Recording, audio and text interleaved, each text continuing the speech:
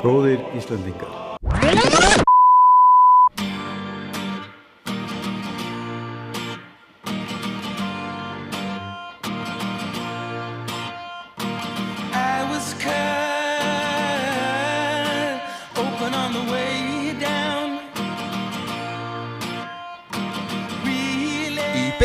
Útsendingu frá Reykjavík.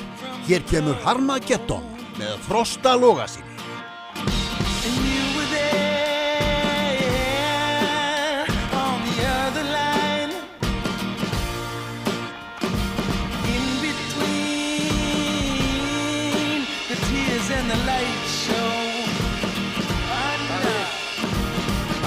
Þetta er hljómsveitin Plants and Animals sem frá Kanada, Montreal í Kanada og eru topp indie arty rock sveit stofnuð 2003 eitthvað svoleiðis.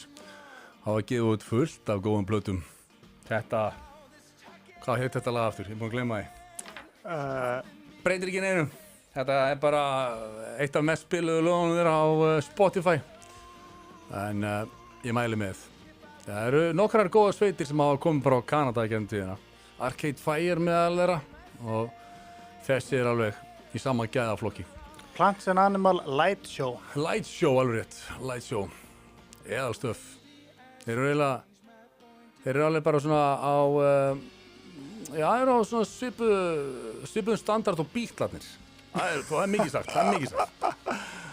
Herðu, það er Harmageddon og það er þriðjudagurinn, 2. júlí, ætla ég að segja.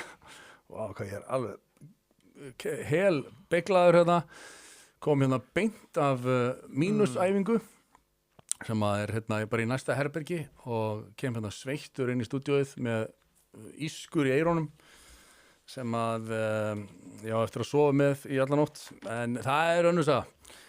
Það er einmitt gaman að segja frá því. Hljómsveitin Mínus mun spila á tónleikum eftir tæpar 2 vikur. Það eru útitónleikar í bakgarðinum á Dillon. Kostar ekkert inn, frítt inn og allir velkomnir.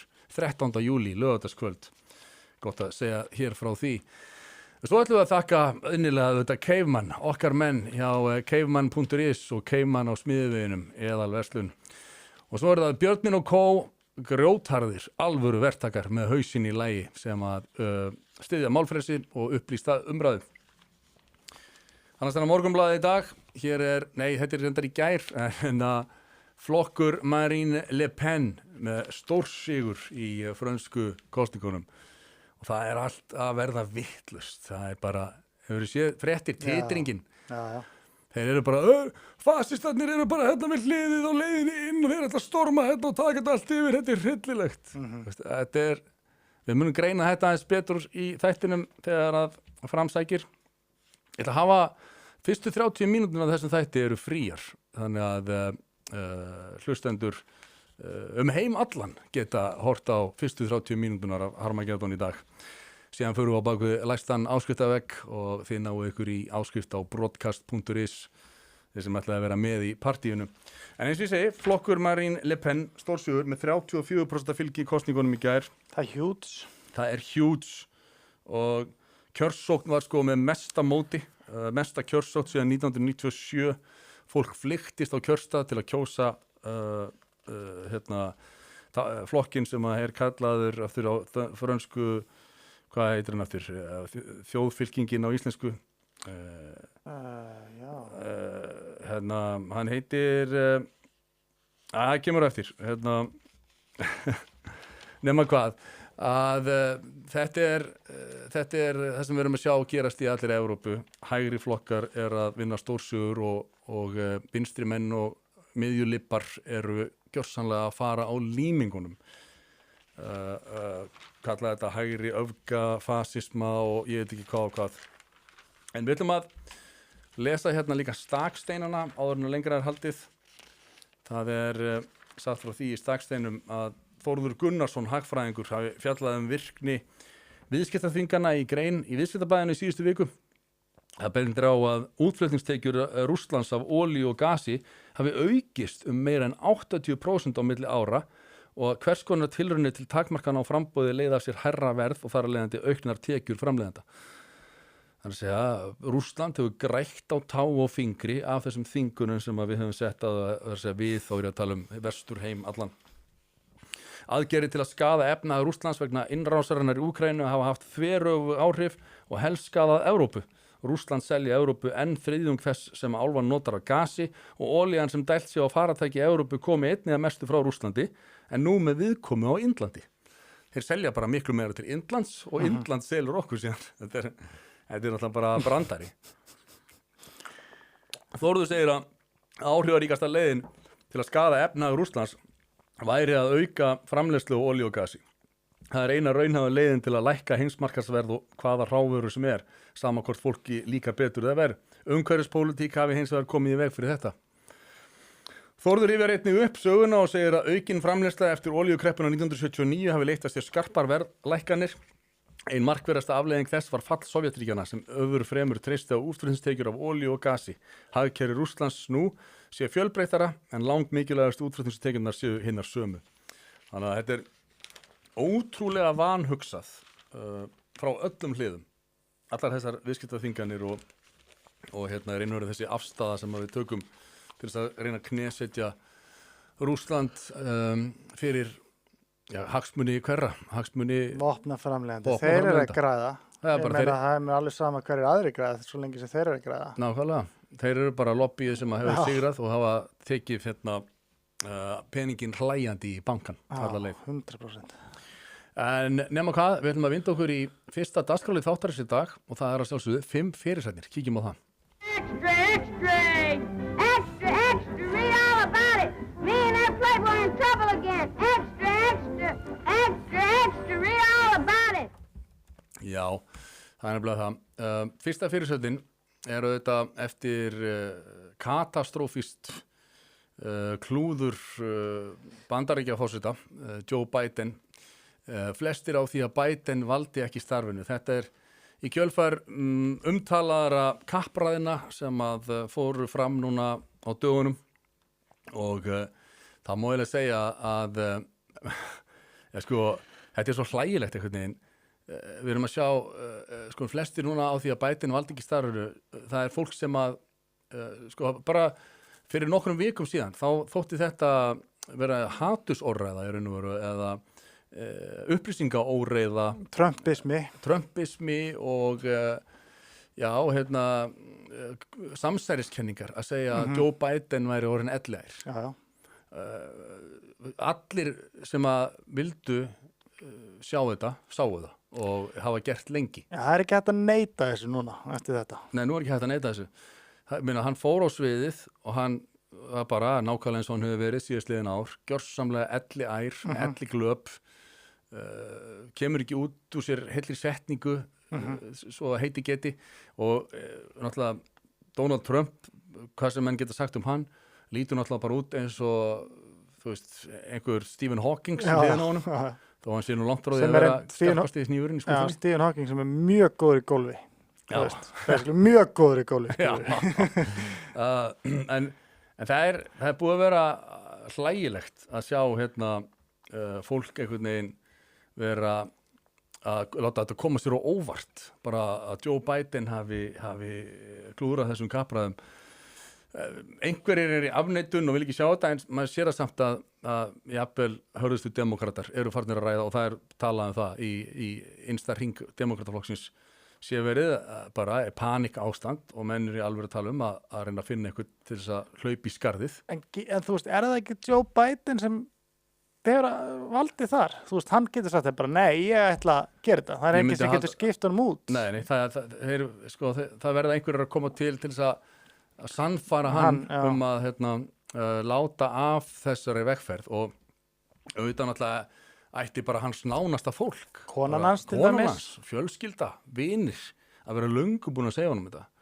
Að hann er langt frá því að vera hann er elsti bandaríkjaforseti frá upphafið, ekki? Ég held það, jú.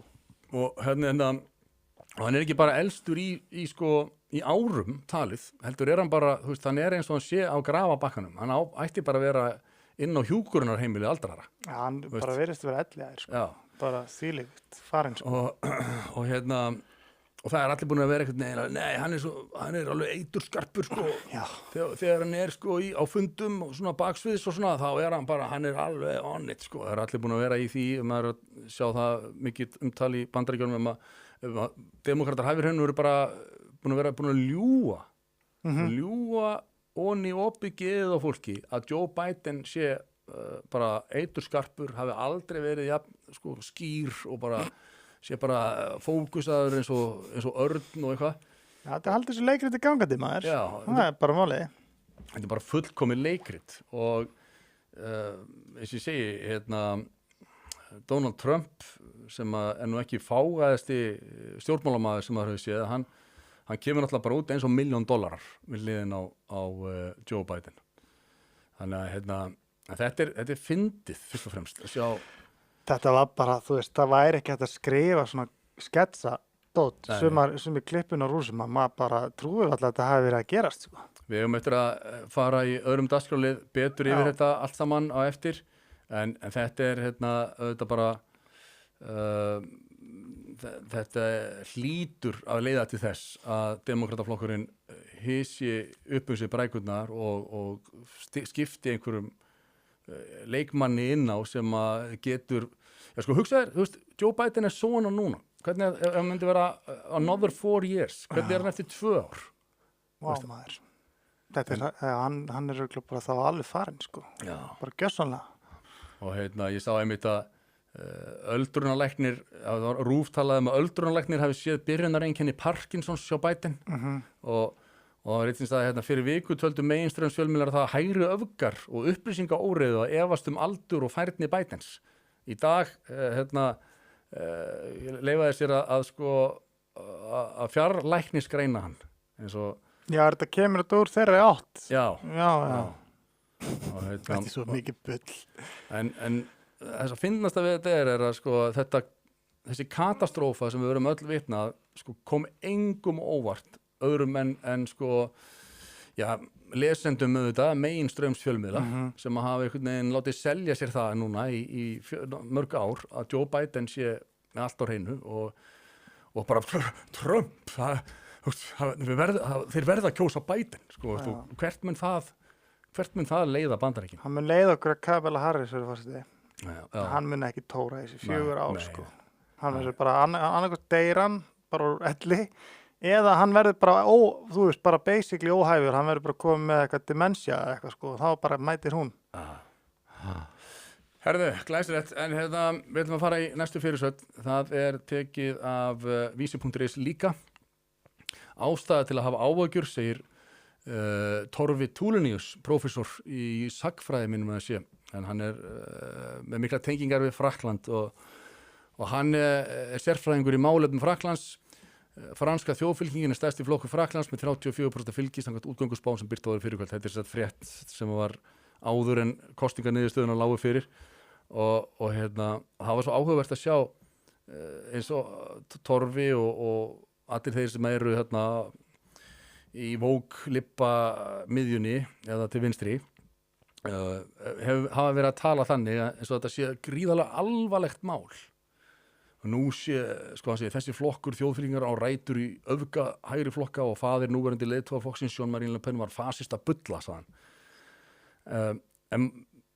Svo vil að meina að flokkurinn hafi milda ásjónu sínar mikið núna undanfarin ár og hafi forsetisráðherra efnið hafi náð miklum árangri gegnum TikTok og hann setur það upp sem eins og það sé svona hálfgert samsæri, þeir séu búin að dulbúa sig. Úlfurinn er komin í sauðagæru og misnotar TikTok til þess að ná til unga fólksins og blekkja fólk til þess að kjósa fasistaflokkin. En staðreyndin er svo að þetta er náttúrulega ekki bara svona í Frakklandi, sjáum þetta líka í Austurríki, Ítalíu, Þýskalandi, Hollandi, út alla Evrópu, Íslandi.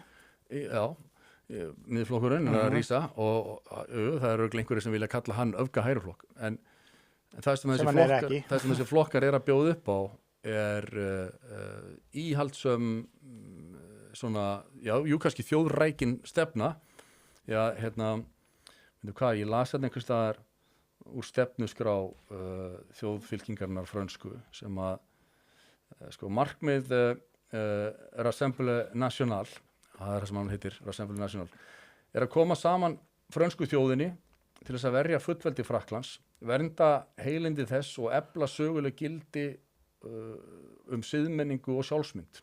Hræðilegt. Já, hræðilegt. Rassemblement National ver þjóðar fullveldi og sjálfstæði þjóðarinnar og vill gefa frönsku þjóðinni aftur rödd með þjóðaratkvæðagreiðslu. Stöðva stjórnlausan innflutning innflytjenda, setja öryggi allstaðar á oddinn og fyrir alla í forgang auka kaupmátt, innleiða efnahagslega þjóðrækni, economic nationality, það bara efla franskan iðnað og efnahag, endur iðnvæða og framleiða auðlindir í Frakklandi. Þetta svona stefnuskráin svona samansóðin, niðursóðin. Sem sagt, Frakkland fyrst í raun og veru og það hefur núna verið á bannlista vinstri eildunar að tala einhvern veginn þannig að þjóðin hugsi sig fyrst. Það var eins og Donald Trump, hann var hérna líka sko og vill bara Make America Great Again. Make America Great Again og taka iðnaðinn aftur frá Kína, verksmiðjurnar sem eru farin til Kína og eitthvað svona. Þetta hefur þótt hinn argasti hægri fasismi í raun og veru.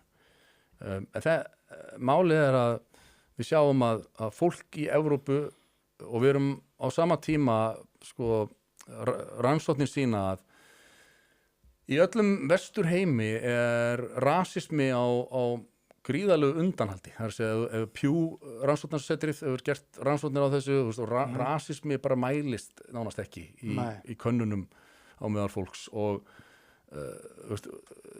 þannig að á sama tíma rasismi er bara hverfandi algjörlega að þá eru þessi flokkar að rísa en fólk vil meina að þetta sé einhver rasismi per se. En þetta er hreinlega fólk komið nóg af því að stjórnmálamenn hafi hætt að hugsa hag meiri hlutans í hverju landi fyrir sig og fólk sem er búið að búa og byggja þessi lönd og það er ekki að kaupa það sko þegar efnahagurinn er náttúrulega að verða í rjúkandi rúst að þá geti þá geti komið sko hvernig voru tölurnar sko þegar Brexit á kosið Brexit 2016 þá vildu Bretar hægja á innflutningsstraumi. Það voru 300.000 innflytjendur á hverju ári að koma inn í Bretland þá. Núna eru þeir 700.000 á hverju ári. Þannig að það hefur aukist eftir Brexit. Þeir eru algjörlega klúðrað þessu. Og þess vegna er íhaldsflokkurinn í Bretlandi að missa tökin. Íhaldsflokkurinn, pældi nafn. Já, konservativ. Þeir hafa lofað, Boris Johnson og þeir lofuðu því að þeir myndu hægja á þessum innflytjendastraumi. Gerðu bara ekki neitt í því. Það var frekar bara gefið í. Og fólki finnst erfitt að sætta sig við það að opinbera kerfið sé í mólum undir gríðalegu álagi þegar kemur sko massífur innflutningur með innflutningur af fólki á hverju ári og það er ekkert rasíst við það, þetta er bara svona common sense, almenn skynsemi að opinberu kerfin ráða ekki við annan eins fjölda. Ég las einhvers staðar að frá seinni heimsstyrjöld til sko það tók 50 ár Bretar voru 55 milljónir í seinni heimsstyrjöldinni og 50 árum síðar voru 65 milljónir. Svo á næstu 20 árum þá faraði úr 65 milljónum upp í 75 milljónir. Þeir eru meir en helmingi fljótari að fjölgast 10 milljónir sem er alltaf 90% er innflutt vöxtur á fólksfjölgun.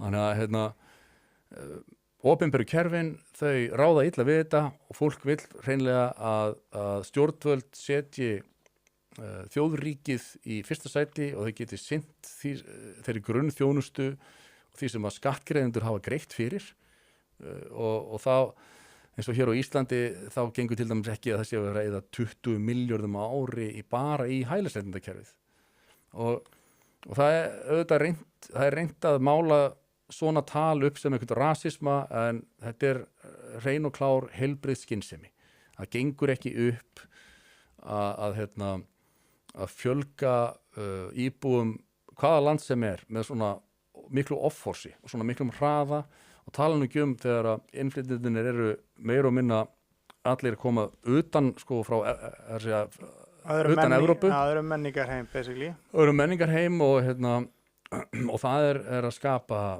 vandamál og árekstra. Þannig að það það sem að fólki í Frakklandi komið nóg af, það að stjórnvöld hafi bara algjörlega hunsað allar áhyggjur þeirra af því að þjóðfélagi sé að molna undan því með allt á hröðum innflytjendastraumi og þess vegna kjósa þær frönsku þjóðfylkinguna sem að hefur lofað því að taka á þessu. Það þeir hafa lofað því sko að franskir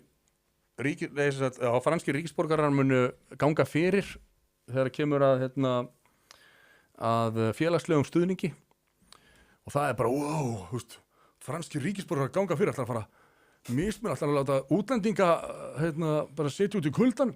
Við erum bara með ríkissjóð sem greiddur af skattgreiðendum og það verður að vera einhver forgangsröðun á þessu og eðlilega eru þá franskir ríkisborgarar sem að ganga fyrir þegar kemur að félagslegri þjónustu. En þetta er búið að vera svo mikil steypa svo lengi. Næsta fyrirsögn var bara úr þessum það var svona frétta skýring á ríkisútvarpinu á meðan að kosningin var bara skrolla aðeins niður nokkrar fyrirsögnir lengra niður þjóðfylkingunni mótmælt á lýðveldistorgi siðferðileg skylda kjósanda að stöðva Rassemblement National ósigur Macrons þungur og óumdeilanlegur flokkur Gluckmanns kallar eftir breiðsíðu gegn þjóðfylkingunni þetta allt svona einhvern veginn Le Pen biður hreinan þingmenn Macron hvetur til breiðra samstöðu gegn þjóðfylkingunni önnur fyrirsögnin þetta snýst allt það einhvern veginn að það allir að sameinast gegn flokknum sem að hljóta mest fylgi í lýðræðislegum kosningum mest fylgi kjósenda kjósendur þyrftust að kosningavöku þjóðfylkingarinnar það var bara langvinsælasta frambóðið að þessu sinni og þeir hafa unnið fyrir því en það er allir að missa sig einhvern veginn í þessu paniki sko. Ég sá einmitt á Instagram sko, býta árum fyrir það er sko ástæðan fyrir þessu er einmitt líka það er búið að selja okkur það að við megum ekki setja neina takmarkanir við skuldum svo mikið við skuldum þriðja heiminum við erum búin að vera svo hræðilega nýlenduherrar ekki Íslendingar per se þó það eru pottið til Íslendingar sem að halda því fram að við eigum sök á nýlendustefnu vesturheims og þetta umræðan með þrælahaldi sem ég tók síðast sem er sko búið að halda á okkur svo lengi að hvíti maðurinn skuldi bara öllum heiminum afsökunarbeiðinni fyrir þrælahald það er alveg fáralegt koncept sko. Staðreyndin er svo að þrælahald hefur alltaf verið við lýði í öllum heiminum en fyrst að þau eru að tala hvíta mannin í þessu samhengi þá er hann sá eini sem að tók sér til og ákvaða að afnema það og barðist gegn því og þess vegna og þar sjáum við best þessa skekku í þessar umræðu sko, en þarna áttu við að vera svo sakbitinn og byggast afsökunar og leggjast á hnén og við sjáum í næsta link af Instagram þetta er svona liberal kona sem er að kissa tærnar á afrískum innflytjendum í Evrópu This is the Lord's work right here, man. This is the Lord's work right here. And this is a good white woman, man. She's showing her deeds, man, to the Lord, man. And the most man. This is the Lord. Þarna sjáum við myndgerast sko alla þessa vittleysu í raun og veru sem að hefur komið okkur á þennan stað að við erum búin að þegar ég tala við þá er bara vesturheimur og þetta er aðalega náttúrulega Evrópa, við Íslendingar erum ekki konur svona langt og við séum algjörlega á sömu leið en vesturheimur hefur í svona sakbitni og einhverjum svona fáránlegri undir afturhaldssemi gagnvart þessum þriðja heimi að láta eins og við skulduðum eitthvað og þess vegna búið að koma því þannig fyrir að öll kerfi, opinber kerfi í Evrópu eru að hruni komin og svo sáum við með annan link þarna búið að súmera þetta uppstoltið svona Dear politicians, this is what happens when you flood our countries with immigrants who express a desire to harm us. Then gaslight us all and label us bigots and racists for expressing our very genuine fears and concern about our safety. Be afraid, we've had enough. Þannig að einhver kona sem orðar þetta bara mjög vel, bara mynd af Macron grenjandi búin að tapa, hann náttúrulega gerði þetta veðmál. Hann ætlaði að vera kallinn. Já, hann boðaði til kostninga þegar að þjóðfylkingin vann stórsigur í Evrópukostningunum og við sagði, jæja, ok, ef þetta er málið þá skulum við bara bóða til kostningu og ef þið viljið virkilega fá fasistana þá bara sýnið það í verki. En það er eitt sem ég er að pæla, geta þeir gert, svona samstarf, að því með að við þetta þá verðist bara, ef þessi tveir taka sér saman, þá er það bara, er það ekkert í boði þannig úti, ég veit ekki hvernig það er. Ég er ekki alveg með á hreinu, en þetta er fyrri umferð kosningana, svo það er aftur eftir viku og það verður náttúrulega, það er öllu tjálta til þess að reyna að koma í veg fyrir þetta og þess vegna er þetta bara gríðarlega spennandi. Auðvitað ætla þeir allir að reyna að vinna saman og finna leiðir til þess einhvern veginn að blokkera þjóðfylkinguna.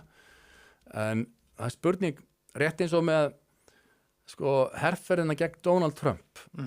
Allar þessar lögsóknir og kærur, ákærur og ég veit ekki hvað er núna síðastliðin 2 ár og Donald Trump hafa leitt til þess að hann hefur elst alveg þvílíkt. Það er þvílíkt sem að stuðningurinn við hann hefur aukist. Já, það er bara öfuáhrif. Og hann er nær örugglega að fara að verða forseti Bandaríkjanna. Og það er einmitt spurning hvort að allt þetta tal vinstri lippana sem að tala það að fasistarnir séu núna bara fyrir utan hliðið og leiðin og við verðum að fara að verjast. Kannski verður þetta þess bara, að enn fleiri ákveða, ég ætla að drífa mig á kjörstað og kjósa frönsku þjóðfylkinguna. Þannig að þetta er alveg óbúslega spennandi tími sem er næsta vika og af því að ef Frakkland nær þessum árangri að hrinda vinstri lippunum svona af baki eins og þetta lítur út núna að þá fær fólk alla Evrópu vonum að það sé hægt að taka völdin aftur frá þessari elítu alþjóða elítu sem að globalista sem að hafa einhvern veginn hengt út í buskan öllum hugmyndum þjóðríkið og þjóðrækni og látið íbúa og kjósendur í sínum eigin löndum súpa seiðið af því En það er mjög spennandi að sjá hvað verður og ég það hlakkar alveg í manni að sjá allt þetta fólk vera að fara á taugum. Grenja á Twitter? Já, grenja á Twitter og að það er, þetta lið hefur komist upp með það svo lengi að ljúga bara og stimpla fólk sem rasista og fasista og nasista og síðan er bara þorri almennings segir bara nei, hingað ekki lengra við hlustum ekki á þetta kjaftaði við erum bara að fá fólk sem að hugsa hag þeirra sem að kjósa þau og við skömmumst okkar ekkert fyrir það að við erum að vonast til þess að stjórnmálamenn hugsi okkur veist Eru þeir ekki gangandi bessasgang núna líka á götum? Ímyndaður að þetta væri öfugt. Ef þetta væri vinstriflokkurinn sem var að sigra og allir hægri myndu bara fara út á götu, það er bara auka hægri menn, bara gera allt brjálað og hann er þetta bara, fólk er alltaf breiðilega hrætt. Ok, og þá fara að brenna allt bara. Og fólk er hrætt. Hrætt við hvað? Þetta eru lýðræðislega kjörnir stjórnmálamenn sem að og það er alltaf látið eins og þetta sé eitthvað fólk sem að vilja fara með okkur aftur til 1943 og fara að kveikja okkur gasklefum það er ekki neitt slíkt að ræða en þetta er crazy maður. Þetta er crazy. Við viljum að fara þá í fyrirsögn nummer 3. Hún er að DFF og hún er innlend, eins og má segja. Þarna var hann Grímur Atlason sem skrifaði smá pistil íbúðar markaðin og húsnæðismarkaðin og hvernig það að komast inn á þann markað. Hann segir, ég á 4 börn og Grímur spyr hvað kosti að kaupa sér íbúð í Íslandi í dag. Hér má sjá hvernig komið fyrir okkur hér í faðmi íslenska krónu. Og hann talar 4 börnin sín. 1 af þeim komið á húsnæðismarkaðin en 3 barnanna eru það hins vegar ekki. Það sem að, eins og hann segir, það mjög skiljanlegt það sem pappi þeirra og mamma ekki stóreigna fólk sem getur gefið þeim eins og 1 bróðupart í íbúð. En hvað ætlaði að kosti að kaupa sér íbúð á Íslandi í dag? Og hann ber þarna saman Danmörku og Ísland, hvað var það lánakjör á húsnæðismarkaði og tekur dæmi 60 milljón króna eign, þar sem útborgun 10 milljónir króna og lán tekið til 30 ára. Tekið dæmi að verðtryggðu láni og óverðtryggðu á Íslandi. En í Danmörku eru óverðtryggðu lán eingöngu að ræða enda ekki annað í boði. Mánaðarleg afborgun í Danmörku að 50 milljón króna láni 235.465.000 en 256.689 á verðtryggðu láni á Íslandi. En óverðtryggðu láni eins og í Danmörku það 395.000. Sem sagt sama lánið það sem í Danmörku á 235.000 afborganir 395.000 á Íslandi. En eins og allir vita þá þýðir að verðtryggingin að afborganir af lánum eru bara vextir 90% af lánatímanum. Því mikilvægt að bera saman hvað maður á endanum borgar til lánastofnana. En í Danmörku þá greiðir lántakinn 96 milljónir króna á þessum 30 árum. En á Íslandi það 231 milljón króna. Pælið því. Bara það raun og veru sama eignin, sama lánið, en þú borgar 231 milljón króna á Íslandi en 96,4 milljónir í Danmörku. Þú veist, þetta Hvað maður að gera en það pælir í því, sko? Þetta auðvitað bara sturlað. Það ekkert vit að kaupa sér íbúðina. Nei. En það samt, sko, það þannig að það